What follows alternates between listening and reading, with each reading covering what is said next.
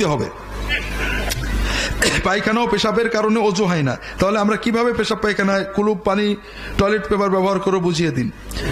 আল্লাহর দিন সহজ। পেশাব পায়খানার পরে পরিচ্ছন্ন হওয়া আল্লাহর হুকুম।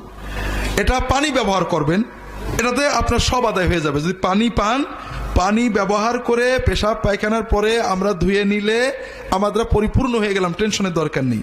পানি না পেলে অথবা পানির আগে টিস্যু ব্যবহার করা ভালো, আর পানি না পেলে অবশ্যই টিস্যু ব্যবহার করবেন।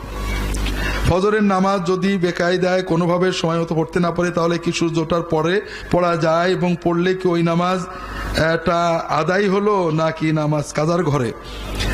যিনি নিয়মিত নামাজ পড়েন, ফজরের নামাজ পড়েন, হঠাৎ অনিচ্ছাকৃতভাবে ঘুম ভাঙেনি, তিনি যখন ঘুম ভাঙবে সবচেয়ে আগে নামাজটা পড়বেন, তাহলে ইনশাল্লাহ কাজা হবে না, আদায় হয়ে যাবে, গুনাহ হবে না, কিন্তু ওয়াক্ত মতো পড়ার সওয়াব থেকে বঞ্চিত হবেন। নামাজের